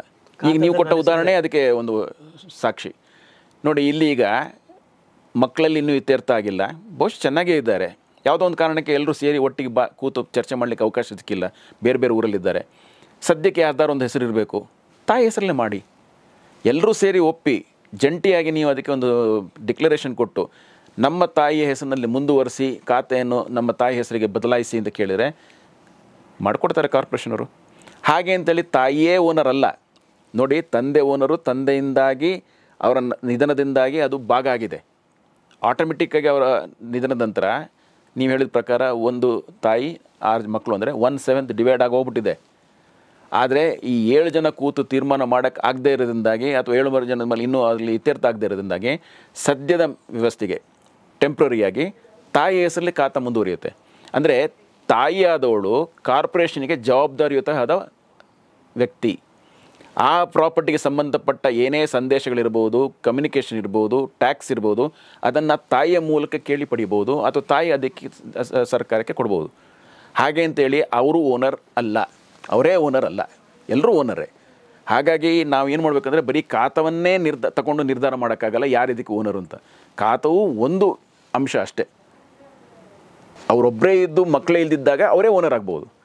ಅವರು ಇದ್ದು ಮಕ್ಕಳಿದ್ದಾಗ ಅವ್ರ ಹೆಸರು ಮಾತ್ರ ಇದ್ದರೆ ಅವರೊಬ್ಬರು ಓನರ್ ಆಗ್ತಾರೆ ಅಷ್ಟೇ. She is one of the co owners. ಈಗ ಹಾಗಾದರೆ ನಿಮ್ಮ ಹತ್ರ ಬಂದ ಕ್ಲೈಂಟ್ ಹತ್ರ ನನ್ನ ಹತ್ರ ಖಾತಾ ನನ್ನ ಹೆಸರಿಗಿದೆ ಸರ್, ನಾನೇ ಓನರ್ ಅಂತ ಬಂದಾಗ ನಾನು ಓನರ್ಶಿಪ್ ಪ್ರೂವ್ ಮಾಡೋಕ್ಕೆ ಏನೇನು ಡಾಕ್ಯುಮೆಂಟ್ಸ್ ಬೇಕು ಹೇಳ್ತೀರಿ? ಈಗ ಒಳ್ಳೆ ಪ್ರಶ್ನೆ. ನೀವು ಯಾವ್ಯಾವ ಡಾಕ್ಯುಮೆಂಟನ್ನು ನೋಡಬೇಕಾಗಿತ್ತೋ ಎಲ್ಲವನ್ನೂ ನೋಡಬೇಕು. ಅಂದರೆ ಮೂಲ ಪತ್ರ ಮೊದಲು ಯಾರಿಗೆ ಬಂತು. ಸಾಧಾರಣ ನಾವು ಏನು ಮಾಡ್ತೀವಿ, 14 ವರ್ಷ ಆದರೂ ನಾವು ನೋಡಬೇಕು ಅಂತ ಹೇಳ್ತೀವಿ, 12 ವರ್ಷ ಅವರು ನೋಡಬೇಕು ಅಂತ ಹೇಳ್ತೀವಿ. ನನ್ನ ಪ್ರಕಾರ 12 ಅಲ್ಲ 14 ಅಲ್ಲ, ಒಂದು 30 ವರ್ಷದ ನೋಡಬೇಕಾಗತ್ತೆ. ಆದರೆ 30 ವರ್ಷದಿಂದ ಯಾರು ಒಬ್ರಿಗದು ಸಿಕ್ಕಿರುತ್ತೆ, ಪ್ರಾಪರ್ಟಿ ಕ್ರಯ ಮಾಡಿರ್ತಾರೆ. ಯಾವುದೋ ಒಂದು ಪ್ರಾಪರ್ಟಿ ಅಂದರೆ ಎಲ್ಲವೂ ಒಂದು ಕ್ರಯ ಮೂಲಕ ಬಂದಿರಬೇಕು ಅಥವಾ ದಾನದ ಮೂಲಕ ಬಂದಿರಬೇಕು. ಆಕಾಶದಿಂದ ಬಂದು ಅದಾಗೆ ಪ್ರಾಪರ್ಟಿ ಬಂದು ಸೇರೋಕ್ಕಾಗಲ್ಲ. ಸೊ ಅಲ್ಲಿಂದ ನೋಡ್ಕೊಂಬರ್ತೀವಿ ನಾವು. ಅದನ್ನು ಮೂಲಪತ್ರ ಅಂತ ಹೇಳ್ತೀವಿ. ಮೂಲಪತ್ರದ ಮೂಲಕ 3-4 ಬಾರಿ ಕ್ರಯ ಆಗಿರ್ಬೋದು. ಆ ಕ್ರಯ ಪತ್ರಗಳೆಲ್ಲ ಒಂದೊಂದು ನೋಡ್ತೀವಿ. ಫ್ಲೋ ಆಫ್ ಟೈಟಲ್ ಅಂತ ಹೇಳ್ತೀವಿ ನಾವು. ಫ್ಲೋ ಆಫ್ ಟೈಟಲೆಲ್ಲ ನೋಡ್ಕೊಂಬಂದಾಗ ಈ ಆ್ಯನ್ಸಿಸ್ಟರ್ ಏನು ಹೇಳ್ತೀವಿ ನಾವು, ಈ ಹಿರಿಯ ವ್ಯಕ್ತಿ ಯಾರಿದ್ದಾರೆ ಮನೇಲಿ, ತಂದೆ, ಅವ್ರ ಹೆಸರಿಗೆ ಬಂದಾಗ ನೋಡ್ತೀವಿ. ಅಲ್ಲಿಂದ ನಂತರ ನಾವು ಕೇಳ್ತೀವಿ, ನೀವು ಎಷ್ಟು ಮಕ್ಕಳಿದ್ದಾರೆ, ಒಟ್ಟಿಗೆ ಮನೇಲಿ ಎಷ್ಟು ಜನ ವಾರಸ್ದಾರಿದ್ದಾರೆ, ಯಾರ್ಯಾರು ಇದ್ದಾರೆ, ಬದುಕಿದ್ರೆ ಅವ್ರದ್ದೆಲ್ಲ ಹೆಸರುಗಳು, ಅಕಸ್ಮಾತ್ ಅವರು ಇದ್ದು ತೀರ್ಕೊಂಡಿದ್ರೆ ಅವರ ಕುಟುಂಬ, ಇವರೆಲ್ಲರೂ ಅದಕ್ಕೆ ಓನರ್ ಆಗ್ತಾರಾಗ. ಯಾಕಂದರೆ ಹಿಂದೂ ಸಕ್ಸೆಷನ್ ಆ್ಯಕ್ಟ್ ಪ್ರಕಾರ, ಉತ್ತರಾಧಿಕಾರಿ ಆ್ಯಕ್ಟ್ ಪ್ರಕಾರ ಒಬ್ಬ ಮೃತ ವ್ಯಕ್ತಿಯ ಹೆಂಡತಿ ಮತ್ತು ಮಕ್ಕಳು ಎಲ್ಲರೂ ಅದಕ್ಕೆ ವಾರಸ್ದಾರರು. ಹಾಗಿದ್ದಾಗ ಅವರೆಲ್ಲರಿಗೂ ಪಾಲು ಬರುತ್ತೆ, ಅವರೆಲ್ಲರೂ ಅದಕ್ಕೆ ಓನರ್ ಆಗ್ತಾರೆ. List of documents. List of documents ಅಂದರೆ ಯಾವ್ಯಾವ ಕಾಗದ ಪತ್ರಗಳು 1, 2, 3, 4, 5 ಈ 6, 7 ಪತ್ರಗಳನ್ನು ನಾನು ಕೊಟ್ಟರೆ ನೀವು ನನ್ನದೇ ಮಾಲೀಕತ್ವದ ಪ್ರಾಪರ್ಟಿದು ಅಂತ ಹೇಳ್ತೀರಿ. Correct. To certify ownership of the property, what are the documents you need? ನಿಮ್ಗೆ ಹೇಳಿದಾಗೆ ಮೂಲ ಪ್ರತಿಯಿಂದ ಪ್ರಾರಂಭ ಮಾಡಬೇಕು. ಮೂಲ ಪ್ರತಿಯಿಂದ ಇವತ್ತಿನವರೆಗೂ ಅದರ ಬಂದಂಥ ಒಟ್ಟು ಎಲ್ಲ ಕ್ರಯ ಪತ್ರಗಳು, ದಾನ ಪತ್ರಗಳು, ಇದನ್ನೆಲ್ಲ ನೋಡಬೇಕು. ಇದು ಒಂದು. ಅಲ್ಲಿಂದ ಇವತ್ತಿನವರೆಗೂ ಎನ್ಕಂಬರೆನ್ಸ್ ಸರ್ಟಿಫಿಕೇಟ್ ಅಂತ ಇರುತ್ತೆ. ಅಂದರೆ ಇವರ ಮಧ್ಯೆ ಆಗಿರುವ ಎಲ್ಲ ಟ್ರಾನ್ಸಾಕ್ಷನ್ ಏನಿದೆ, ವ್ಯವಹಾರಗಳು, ಅದರಲ್ಲಿ ಸೂಚಿಸ್ತಿರ್ತಾರೆ. ಅದನ್ನು ನೋಡಬೇಕಾಗ್ತದೆ. ಅಂದರೆ ಇವರು ಹೇಳಿದಂತೆ ಪ್ರಾಪರ್ಟಿಯ ಮಧ್ಯದಲ್ಲಿ ಬೇರೆ ಯಾವ್ದು ಋಣಭಾರಗಳಿದೆಯಾ ಇಲ್ವಾ, ಇದ್ದರೆ ಅದೆಲ್ಲವೂ ಅದರಲ್ಲಿ ತೋರಿಸಿದ್ಯಾರ ಅಂತ ನೋಡಬೇಕಾಗತ್ತೆ. 3ನೇದು ಟ್ಯಾಕ್ಸ್ ಪೇಡ್ ರಿಸಿಟ್ಸ್. ಕಾಲಕಾಲಕ್ಕೆ ಬದಲಾದಂತೆ, ಓನರ್ಶಿಪ್ ಬದಲಾದಂಗೆ ಅದರಲ್ಲಿ ಇರುವಂಥ ವಿಷಯಗಳೆಲ್ಲ ಆ ಟ್ಯಾಕ್ಸ್ ಪೇಡ್ ರಿಸಿಟ್ ಮೂಲಕ ಯಾರು ಟ್ಯಾಕ್ಸ್ ಕಟ್ಟಿದ್ದಾರೆ ಅಂತ ಗೊತ್ತಾಗುತ್ತೆ. ಅದೇ ರೀತಿ ಖಾತೆಗಳು ಬದಲಾಗಿರ್ತವೆ. ಎ ಇಂದ ಬಿ, ಬಿ ಇಂದ ಸಿ ಬಂದಾಗ ಅದನ್ನು ನೋಡಬೇಕಾಗ್ತದೆ. ಕಡೆಯಲ್ಲಿ ಈಗ ಯಾರು ಮಾರ್ತಾ ಇದ್ದಾರೆ, ಬಹುಶಃ ಅವರು ಮಾರ್ತಾ ಇದ್ದಾರೆ ಅಂದ್ಕೊಳ್ಳೋಣ, ಆ ವ್ಯಕ್ತಿ ಹೆಸರು ಅಲ್ಲಿದೆಯಾ ನೋಡಬೇಕಾಗತ್ತೆ. ಅಕಸ್ಮಾತ್ ಇಲ್ಲ, ಈಗ ತಾಯಿ ಹೆಸರಿದೆ ಅಂದರೆ ಕೂಡಲೇ ಕೇಳಬೇಕಾಗಿದ್ದ ಮುಂದಿನ ಪ್ರಶ್ನೆ ಏನಂದರೆ, ನಿಮ್ಮ ತಂದೆ ನಿಮ್ಮ ತಾಯಿ ಅಲ್ಲದೆ ಇನ್ನೆಷ್ಟು ಜನನ ಬಿಟ್ಟಿದ್ದಾರೆ, ನೀವೊಬ್ಬರು ಇದ್ದೀರಾ, ಇನ್ನೆಷ್ಟು ಜನ ಇದ್ದಾರೆ. ಆಗ ವಂಶವೃಕ್ಷ ನೋಡಬೇಕಾಗ್ತದೆ. ಆ ವಂಶವೃಕ್ಷ ನೋಡಿದಾಗ ಬಹುಶಃ ಎಲ್ಲರ ಹೆಸರು ಅದರಲ್ಲಿ ಬಂದಿರುತ್ತೆ, ಅವರೆಲ್ಲರದ್ದು ಆ ಅಧಿಕಾರ ಪ್ರಾಪರ್ಟಿಗೆ ಇದ್ದಿರುತ್ತೆ, ಮಾಲೀಕತ್ವ ಅದಕ್ಕೆ ಇದ್ದಿರುತ್ತೆ. ಅಥವಾ ಬಹುಶಃ ವಿಲ್ ಮೂಲಕ ಬಂದಿರ್ಬೋದು. ಆಗ ನಾವು ವಿಲ್ ನೋಡಬೇಕಾಗತ್ತೆ. ಹಾಗಾಗಿ ಸಾಧಾರಣವಾಗಿ ನಾವು ಒಂದು ಪ್ರಾಪರ್ಟಿಯನ್ನು ಖರೀದಿ ಮಾಡಬೇಕಾದ್ರೆ ಸುಮಾರಷ್ಟು ವಿಷಯಗಳನ್ನ ಯೋಚನೆ ಮಾಡಬೇಕಾಗ್ತದೆ. ಖಾತ ಒಂದೇ ಅಲ್ಲ, ಅಷ್ಟು ಮಾತ್ರ ಇವತ್ತಿನ ನಿರ್ಧಾರ ನಾನು ಹೇಳ್ತಾ ಇರೋದು. ಖಾತವನ್ನೇ ನೋಡಿ ನಿರ್ಧಾರ ಮಾಡಿ ಇದು ನನ್ನ ಪ್ರಾಪರ್ಟಿ ಅಂತ ಹೇಳಿದರೆ ಸಾಕಾಗೋದಿಲ್ಲ. ನಮ್ಮ ಇವತ್ತಿನ ಮಾತುಕತೆ ಖಾತಾ ಕಥೆಯ ಸುತ್ತಮುತ್ತ ಇರುತ್ತೆ. ಹೌದು, ಕರೆಕ್ಟ್. ಇನ್ನು ಖಾತೆ ಅಂದಮೇಲೆ ಇನ್ನೂ ವಿಷಯಗಳು ಸುಮಾರಿದೆ. ಎ ಖಾತ ಅಂದರೆ ಏನು, ಬಿ ಖಾತ ಅಂದರೆ ಏನು, ಈ ಖಾತ ಅಂದರೆ ಏನು, ಬಹುಶಃ ಅದನ್ನು ಚರ್ಚೆ ಬೇಕಾಗತ್ತೆ. ಅದನ್ನು ಬಹುಶಃ ನಾವು ಮುಂದಿನ ದಿವಸ ಕೂತು ಚರ್ಚೆ ಮಾಡಬೇಕಾಗತ್ತೆ, ಮಾಡೋಣ. ಸರ್, ಈಗ ಇನ್ನೊಂದು ಭಾಳ ವಿಚಿತ್ರವಾದ ಸನ್ನಿವೇಶ ಇದೆ. ಫಾರ್ ಎಕ್ಸಾಂಪಲ್, ನಮ್ಮನೆ ಪಕ್ಕದಲ್ಲಿ ಒಬ್ಬ ಮನುಷ್ಯ ಅಂತ ತಿಳ್ಕೊಳ್ಳಿ. ಅಲ್ಲಿ ಒಬ್ಬ ಯಜಮಾನ್ರಿದ್ದರು, ಒಂದು ಮನೆ ಇದೆ, ಅವರಿಗೆ ಒಂದು 4 ಜನ ಮಕ್ಕಳಿದ್ದರು. ಅವರು ಇಲ್ಲ, ಇವಾಗ ಯಜಮಾನ್ರು ಇಲ್ಲ.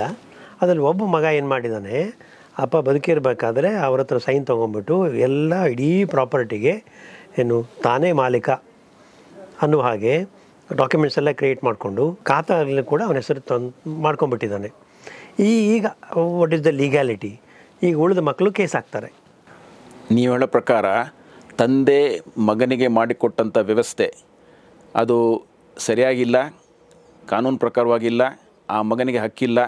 ಆದರೂ ಪೂರ್ತಿಯಾಗಿ ಅವನ ಹೆಸರಿಗೆ ದಾಖಲೆಯನ್ನು ಸೃಷ್ಟಿಸಿ ಮಾಡ್ಕೊಂಡಿದ್ದಾನೆ, ದಾಖಲೆ ಮಾಡ್ಕೊಂಡ್ಬಿಟ್ಟಿದ್ದಾನೆ, ಖಾತಾನು ಬದಲಾಯಿಸಿಕೊಂಡಿದ್ದಾನೆ. ಈಗ ನಾನೇ ಆ ಪ್ರಾಪರ್ಟಿ ಓನರು, ನನ್ನ ಅಣ್ಣ ತಮ್ಮಂದರಿಗೆ ಸಂಬಂಧ ಇಲ್ಲ ಅಂತ ಹೇಳ್ತಾ ಇದ್ದಾನೆ.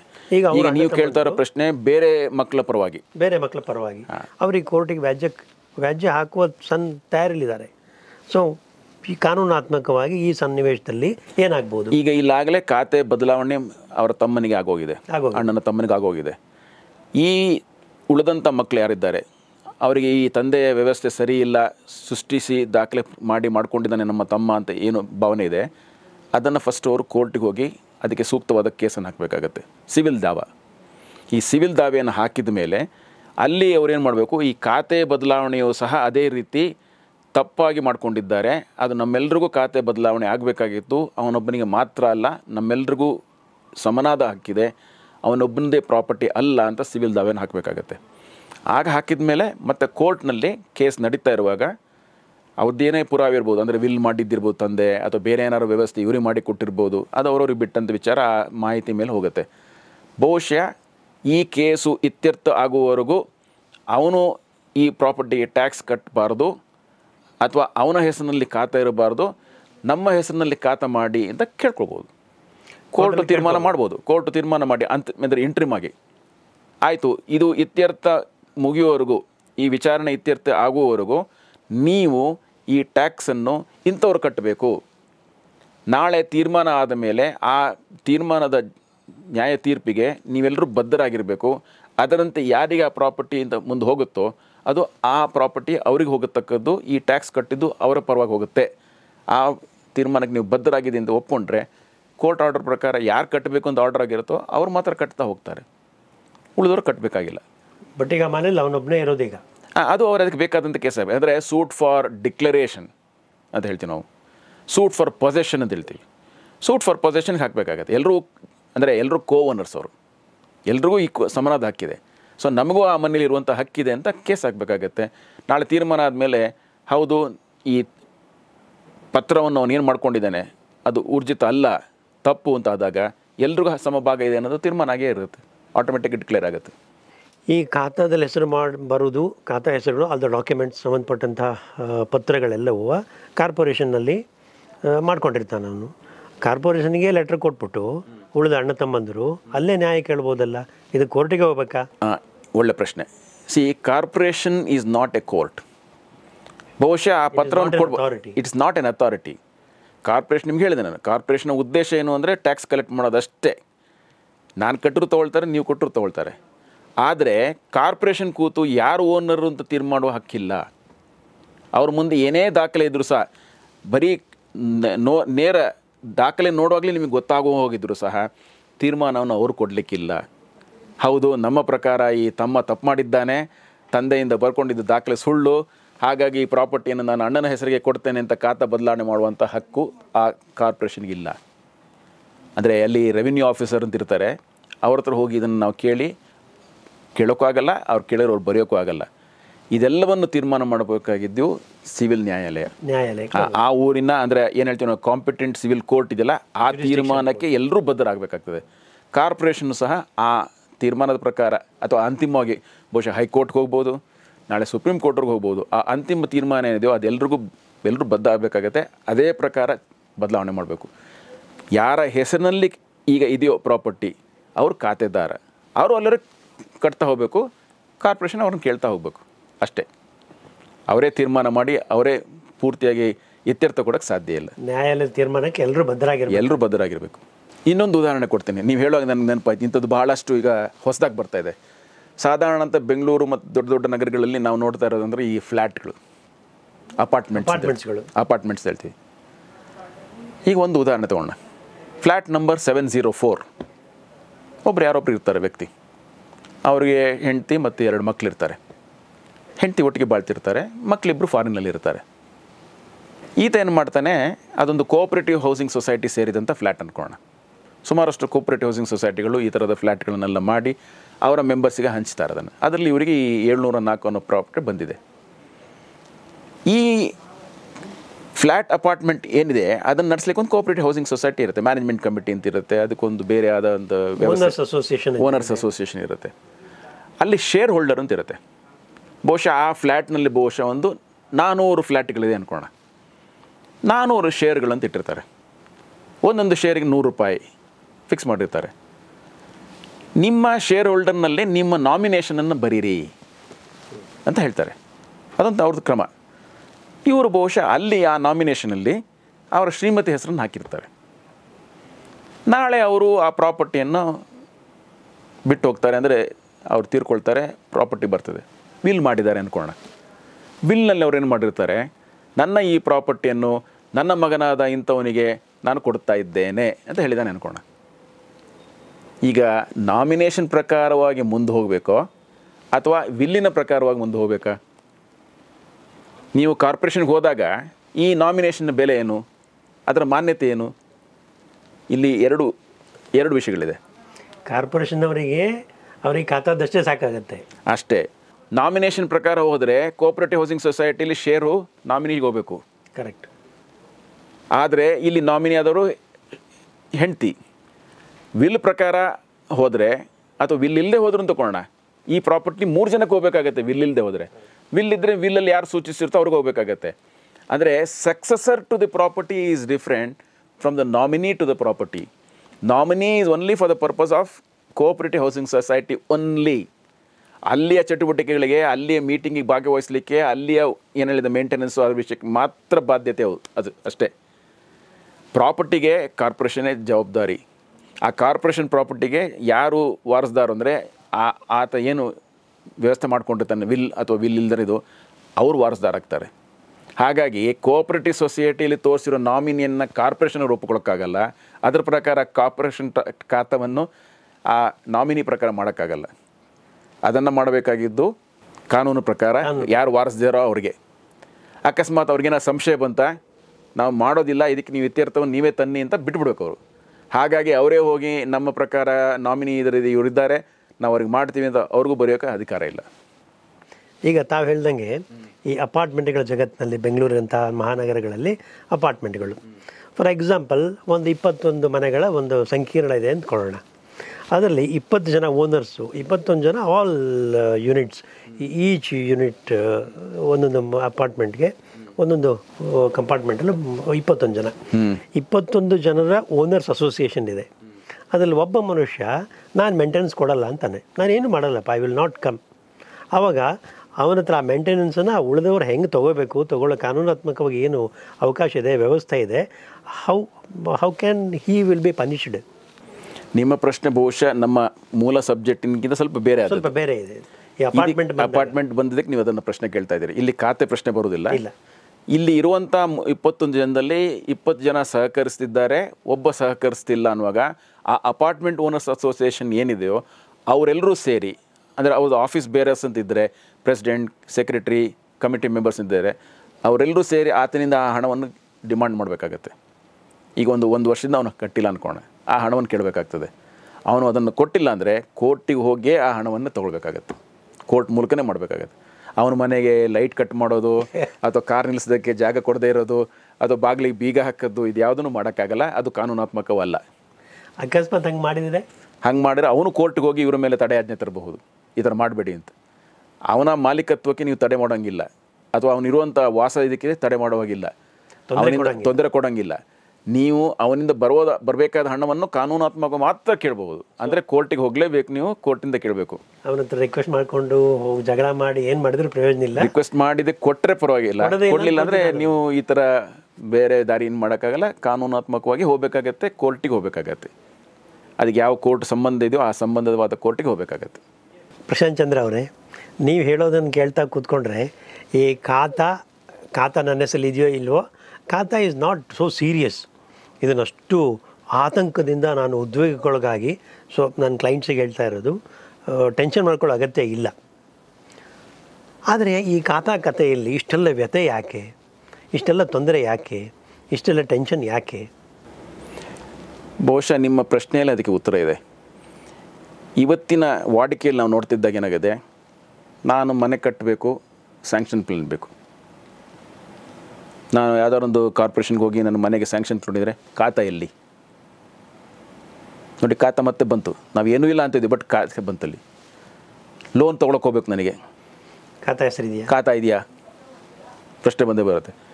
ಅಂದರೆ ಎಲ್ಲ ಕಡೆಯೂ ಖಾತೆ ಅನ್ನೋದು ಓನರ್ಶಿಪ್ ಅನ್ನೋದೇ ಬಂದ್ಬಿಟ್ಟಿದೆ. ಆದರೆ ಕಾನೂನು ಮಾತ್ರ ಖಾತೆ ಅಂದರೆ ಓನರ್ಶಿಪ್ ಅಲ್ಲ. ಓನರ್ಶಿಪ್ ಮಾತ್ರ ಒಂದು ಸಂಕೇತ ಇರ್ಬೋದು ಹೊರತು ಆ ಪತ್ರದಿಂದ ಮಾತ್ರವೇ ನಾವು ನೋಡೋಕ್ಕಾಗಲ್ಲ.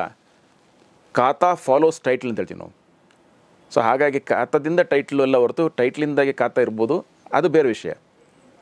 ಹಾಗಾಗಿ ಜನಕ್ಕೇನಾಗಿದೆ, ಬಹುಶಃ ಖಾತಾ ಇದ್ದರೆ ಅದು ಸರ್ವಸ್ವ, ಅದು ನನ್ನ ಪೂರ್ತಿ ಪರಮಾಧಿಕಾರವನ್ನು ತೋರಿಸ್ತದೆ ಅನ್ನೋದು ಭಾವನೆ ಇದೆ. ಆದರೆ ಬಹುಶಃ ಇವತ್ತಿನ ಚರ್ಚೆಯಲ್ಲಿ ನಮಗೇನಾಗ್ತಾ ಇದೆ, ಖಾತವನ್ನೇ ನಂಬಿಕೊಂಡು ನಾವು ಇದು ನನ್ನ ಪೂರ್ತಿ ಹಕ್ಕು ಅನ್ನೋದು ಭಾವನೆ ತಪ್ಪು. ಖಾತೆ ಮತ್ತು ಅದಕ್ಕೆ ಸಂಬಂಧಪಟ್ಟ ನೀವು ಆಗಲೇ ಕೇಳಿದಾಗೆ ಒಂದು 7-8 ಪಟ್ಟಿ ಹೇಳಿದ್ವಿ ನಾವು, ಅದು ಎಲ್ಲವನ್ನೂ ಬಹುಶಃ ಒಟ್ಟಿಗೆ ಕೂತು ಕ್ರೋಢೀಕರಿಸಿ ನೋಡಿದಾಗ ಗೊತ್ತಾಗುತ್ತೆ ಅದೆಲ್ಲವೂ ಅಷ್ಟೇ ಇಂಪಾರ್ಟೆಂಟು, ಖಾತಾ ಸಹ important. What is the validity of khata, what is the sanctity of khata, is this much only. ಇಷ್ಟು ಬಹುಶಃ ನಾವು ಅದನ್ನು ಅರ್ಥ ಮಾಡ್ಕೊಳ್ಬೋದು. ಈ ಖಾತಾ ಎಕ್ಸ್ಟ್ರಾಕ್ಟ್ ಅಂದರೆ ಏನು ಸರ್? ಖಾತಾ ಎಕ್ಸ್ಟ್ರಾಕ್ಟ್ ಅಂದರೆ ಈಗ ನಿಮ್ಮದು, ಈಗ ನಾನು ಮತ್ತೆ ನಿಮ್ಮ ಹಿಂದಿನ ಎಕ್ಸಾಂಪಲ್ಗೆ ಬರ್ತೀನಿ. ನಿಮ್ಮದು ಪ್ರಾಪರ್ಟಿ ನಂಬರ್ 398, ಅದಕ್ಕೊಂದು ಏರಿಯಾ ಇದೆ, ಸೈಟಲ್ ಏರಿಯಾ ಅಂತ ಹೇಳ್ತೀವಿ ನಾವು. 60-40, 30-40, 120-90 ಹೀಗೇನೋ ಇರ್ಬೋದು ನಿಮಗೆ ಅಲಾಟ್ಮೆಂಟ್ ಕೊಟ್ಟಿರುವಂಥದ್ದು. ಅದು ಏರಿಯಾ ಅಂತ ಹೇಳ್ತೀವಿ ನಾವು. ಅದನ್ನು ಮೆನ್ಷನ್ ಮಾಡಬೇಕು. ಆ ಏರಿಯಾದಲ್ಲಿ ನೀವು ಪೂರ್ತಿ ಕಟ್ಟಿಲ್ಲ, ಬಹುಶಃ ಅರ್ಧ ಕಟ್ಟಿರ್ತೀರಿ, 10 ಸ್ಕ್ವೇರ್ ಮನೆ ಕಟ್ಟಿರ್ಬೋದು, 2 ಮಾಡಿ ಕಟ್ಟಿರ್ಬೋದು. ಅದು ಇಂಡಿಕೇಟ್ ಮಾಡಬೇಕು ಸ್ಕ್ವೇರ್ ಫೀಟ್ ಏರಿಯಾ ಅಂತೇಳಿ. ಅದಕ್ಕೆ ಎಕ್ಸ್ಟ್ರಾಕ್ಟಲ್ಲಿ ಬರುತ್ತೆ. ಎಷ್ಟು ಅದಕ್ಕೆ ಟ್ಯಾಕ್ಸ್ ಫಿಕ್ಸ್ ಮಾಡಿದ್ದಾರೆ? 3,000 ರೂಪಾಯಿ ನಾನು ಹೇಳಿದೆ, 3,000 ರೂಪಾಯಿ ಬರಬೇಕು. ನೀವು ಸ್ವಂತ ಉಪಯೋಗಿಸ್ತಿದ್ದೀರೋ ಅಥವಾ ನೀವು ಬಾಡಿಗೆ ಕೊಟ್ಟಿದ್ದೀರಾ? ಯಾಕಂದರೆ ಖಾತಾ ಇದ್ದರೂ ಸಹ ನಿಮ್ಮ ಸ್ವಂತ ಉಪಯೋಗಕ್ಕೆ ಒಂದು ಟ್ಯಾಕ್ಸ್ ಆಗುತ್ತೆ, ಬಾಡಿಗೆ ಉಪಯೋಗ ಮಾಡಿಕೊಂಡಿದ್ರೆ ನೀವು ಬಾಡಿಗೆ ಪಡಿತಿದ್ರೆ ಅದಕ್ಕೆ ಬೇರೆ ಟ್ಯಾಕ್ಸ್ ಆಗುತ್ತೆ. ಇದನ್ನೆಲ್ಲ ಸೂಚಿಸಲಿಕ್ಕೆ ಒಂದು ಎಕ್ಸ್ಟ್ರಾಕ್ಟ್ ಅಂತ ಬೇಕಾಗುತ್ತೆ. ಸೊ ಅದನ್ನು ನಿರ್ಧರಿಸಲಿಕ್ಕೋಸ್ಕರ ಖಾತಾ ಎಕ್ಸ್ಟ್ರಾಕ್ಟ್ ಅಂತ ಕೊಡ್ತಾರೆ. ಅಂದರೆ ನಿಮ್ಮ ಮನೆ 398ಕ್ಕೆ ಅದರ ಖಾತೆದಾರ ಅಂದರೆ ಓನರ್ ಅಲ್ಲ ನೋಡಿ, ಬಾಡಿಗೆ ಅಲ್ಲ, ಖಾತೆದಾರ ಹೆಗಡೆಯವರು ಆ ಪ್ರಾಪರ್ಟಿಯ ಮೆಷರ್ಮೆಂಟ್ ಇಷ್ಟು, ಆ ಪ್ರಾಪರ್ಟಿಯ ಕಟ್ಟಡ ಇಷ್ಟು, ಕಟ್ಟಡ ಅಳತೆ ಇಷ್ಟು, ಆ ಪ್ರಾಪರ್ಟಿಗೆ ಬರ್ತಿರುವಂಥ ಟ್ಯಾಕ್ಸ್ ಇಷ್ಟು, ಅಥವಾ ಕೆಲವು ಸತಿ ರೆಸಿಡೆನ್ಷಿಯಲ್ ಇರ್ಬೋದು, ಪಾರ್ಟ್ಲಿ ಕಮರ್ಷಿಯಲ್ ಇರ್ಬೋದು. ಸೊ ರೆಸಿಡೆನ್ಷಿಯಲ್ ಎಷ್ಟು, ಕಮರ್ಷಿಯಲ್ ಎಷ್ಟು, ಇದೆಲ್ಲವನ್ನು ಅದರಲ್ಲಿ ವಿಂಗಡಿಸಬೇಕಾಗತ್ತೆ. ಅದರ ಮೇಲೆ ಟ್ಯಾಕ್ಸ್ ನಿರ್ಧಾರ ಆಗ್ತಿರ್ತದೆ. ಸೊ ನಿಮಗೊಂಥರ ಅದು ಪ್ರತಿ ಎಕ್ಸ್ಟ್ರಾಕ್ಟ್ ಅಂದರೆ ಅದರ ಪ್ರತಿ, ಅದನ್ನು ನೋಡಿದ ನಿಮಗೆ ಸಂಪೂರ್ಣ ಅದರದ್ದು ಏನು ಹೇಳ್ತಾರೆ ಜಾತಕ ಸಿಗ್ದಂಗೆ ಎಲ್ಲ ಸಿಗುತ್ತೆ. ಅದರಲ್ಲಿ ಪೂರ್ತಿ ವಿಚಾರ ಅದರಲ್ಲಿ ಕೂಡಿರ್ತದೆ. ಅದಕ್ಕೋಸ್ಕರ ಖಾತಾ ಎಕ್ಸ್ಟ್ರಾಕ್ಟ್ ಅಂತ ಹೇಳ್ತೀವಿ ನಾವು. ಸರ್, ಈಗ ನನ್ನ ಮನೆಯಲ್ಲಿ ಅಥವಾ ನಿಮ್ಮ ಮನೆಯಲ್ಲಿ ಅಂದ್ಕೊಳ್ಳಿ, 3 ಫ್ಲೋರ್ ಇರುತ್ತೆ, ನೀವು 1 ಫ್ಲೋರಲ್ಲಿ ಇರ್ತೀರಿ, 2 ಫ್ಲೋರಲ್ಲಿ ನಾವು ಬಾಡಿಗೆ ಕೊಟ್ಟಿರ್ತೀವಿ. ಆದರೆ ಬಾಡಿಗೆ ಕೊಟ್ಟಿದ್ದೀನಿ ಅಂತ ನಾನು ಡಿಸ್ಕ್ಲೋಸ್ ಮಾಡಲ್ಲ. ನನ್ನ ಹೆಂಡತಿ ಅಕೌಂಟಿಗೋ ನನ್ನ ಮಗನ ಅಕೌಂಟಿಗೋ ಬಾಡಿಗೆ ಹಣ ಬರ್ತಾ ಇರುತ್ತೆ. ಇದು ಎಷ್ಟು ಕಾನೂನಾತ್ಮಕ ಸರಿ? ಅಥವಾ ನಾನು ಅದನ್ನು ಬಾಡಿಗೆ ತಗೋತಾ ಇದ್ದೀನಿ ಅಂತ ಹೇಳುವುದರಿಂದ ಟ್ಯಾಕ್ಸು ವ್ಯತ್ಯಾಸ ಆಗತ್ತೆ? ಇದು ಅಷ್ಟೇ ಒಳ್ಳೆ ಪ್ರಶ್ನೆ ಇದು. ನೋಡಿ, ಮೊದಲೆಲ್ಲ ಏನಿತ್ತು ಅಂದರೆ ನಿಮ್ಮ ಮನೆಯ ಪ್ರಾಪರ್ಟಿಯ ಟ್ಯಾಕ್ಸ್ ಅಸೆಸ್ಮೆಂಟನ್ನು ಕಾರ್ಪೊರೇಷನ್ ಅಧಿಕಾರಿಗಳು ಬಂದು ಮಾಡ್ತಾಯಿದ್ರು. ಅವ್ರು ಬಂದು ನಿಮ್ಮ ಮನೆಯಲ್ಲಿ ಮಜಾಕ್ ಟೈಲ್ಸಾ ಬ್ರಿಕ್ಕಾ ಅದ್ರ ಮೇಲೆ ಏನೋ ಒಂದು ಟ್ಯಾಕ್ಸ್ ಫಿಕ್ಸ್ ಮಾಡ್ತಾಯಿದ್ರು. ನಿಮ್ಮ ಪಕ್ಕದ ಮನೆ ಅದೇ ಥರ ಇದ್ದರೆ ಅದಕ್ಕೆ ಬೇರೆ ಥರ ಮಾಡ್ತಾಯಿದ್ರು ಅವರು. ಕರೆಕ್ಟ್. ನೀವೇ ಅಂತಿದ್ದೆ, ನಾನು ನ್ಯಾಯವಾಗಿ ಕಟ್ಟಿದ್ದಕ್ಕೆ ನನಗೆ ಇಷ್ಟು ಮಾಡಿರಿ, ಪಕ್ಕದ ಮನೆಯವರು ಸೊಳ್ಳು ಹೇಳಿದ್ದಕ್ಕೆ ಕಮ್ಮಿ ಆಗೋಯ್ತು ಅವರಿಗೆ. ಅಂದರೆ ಆರ್ಬಿಟ್ರಿನೆಸ್ ಅಂತ ಹೇಳ್ತೀವಿ ನಾವು. ಅದನ್ನು ತೆಗೆಯೋಕ್ಕೋಸ್ಕರ ಸೆಲ್ಫ್ ಅಸೆಸ್ಮೆಂಟ್ ಸ್ಕೀಮ್ ಅಂತ ತಂದರು. ಸೆಲ್ಫ್ ಅಂದರೆ ಸ್ವಯಂ ಮಾಡುವಂಥದ್ದು, ನನ್ನದೇ ಆದ ಅಸೆಸ್ಮೆಂಟ್ ನಾವು ಮಾಡಬೇಕು. ಅದಕ್ಕೊಂದು ಕೆಲವು ಸೂಚನೆಗಳನ್ನು ಕೊಟ್ಟರು. ಅದರ ಪ್ರಕಾರ ನಿಮ್ಮ ಪ್ರತಿ ವರ್ಷದ ಟ್ಯಾಕ್ಸನ್ನು ನೀವು ಸೆಲ್ಫ್ ಅಸೆಸ್ಮೆಂಟ್ ಮೂಲಕ ನೀವೇ ತುಂಬಿಸ್ತೀರ. ಅದರಲ್ಲಿ ನೀವೆಷ್ಟು ಭಾಗದಲ್ಲಿ ವಾಸವಾಗಿದ್ದೀರಿ, ಎಷ್ಟು ಬಾಡಿಗೆಯನ್ನು ಕೊಟ್ಟಿದ್ದೀರಿ, ಎಷ್ಟು ಯೂನಿಟ್ಗಳನ್ನ ಬಾಡಿಗೆ ಕೊಟ್ಟಿದ್ದೀರಿ, ಅದೆಲ್ಲನೂ ಸೂಚಿಸ್ಬೇಕು ನೀವು. ನಿಮ್ಮ ಮನೆಯ ಅಂದರೆ ಸೆಲ್ಫ್ ಆಕ್ಯುಪೇಷನಿಗೆ ಒಂದು ಟ್ಯಾಕ್ಸ್, ಬಾಡಿಗೆ ಕೊಟ್ಟದ್ದಕ್ಕೆ ಜಾಸ್ತಿ ಡಬಲ್ ಬರುತ್ತೆ. ಬಹುಶಃ ನಾನು ನಿಮ್ಗೆ ಹೇಳಿದೆ 3,000 ರೂಪಾಯಿ ಅಂತೇಳಿ 3 ಭಾಗ ಇದೆ ಅಂದ್ಕೋಣ. ಬಹುಶಃ ನಿಮ್ಮದಕ್ಕೆ 500 ರೂಪಾಯಿ ಇರ್ಬೋದು. ಅದೇ ಥರ 2 ಭಾಗ ಇದೆ ಅಂದ್ಕೋಣ, ಅದಕ್ಕೆ ಬಹುಶಃ 750 ಏನೋ 2,000 ರೂಪಾಯಿ ಏನೋ ಇರ್ಬೋದು. ಹಾಗಾಗಿ ಅದು 3,000 ಆಗಿರ್ಬೋದು. ಐ ರಿಪೀಟ್, ಸೆಲ್ಫ್ ಆಕ್ಯುಪೇಷನಿಗೆ ಕಮ್ಮಿ, ಟೆನೆಂಟ್ ಆಕ್ಯುಪೈಡ್ಗೆ ಡಬಲ್ ದಿ ಟ್ಯಾಕ್ಸ್ ಕಟ್ಟಬೇಕಾಗತ್ತೆ. ಸೊ ಅದಕ್ಕೋಸ್ಕರ declaration is by you have to properly declare it.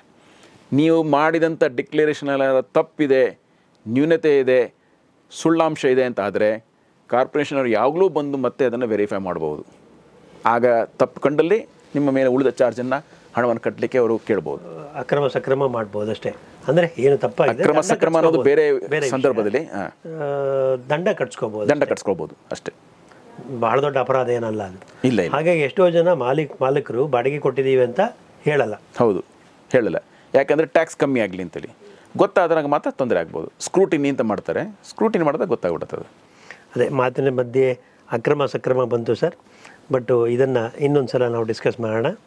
ನಮ್ಮ ವಕೀಲರ ವಾಹಿನಿ ಯೂಟ್ಯೂಬ್ ಚಾನಲ್ ಇರ್ಬೋದು ಅಥವಾ ನಮ್ಮ ಮ್ಯಾಗ್ಝಿನ್ ಇರ್ಬೋದು, ಇದರಿಂದ ನಾವು ಕೈಗೆತ್ತಿಕೊಂಡಿರೋ ಕೆಲಸ ಅಂದರೆ to create an awareness about law, legal development among the people. ಜನಸಾಮಾನ್ಯರಿಗೆ ಕಾನೂನಿನ ಅರಿವನ್ನು ಮೂಡಿಸೋದು.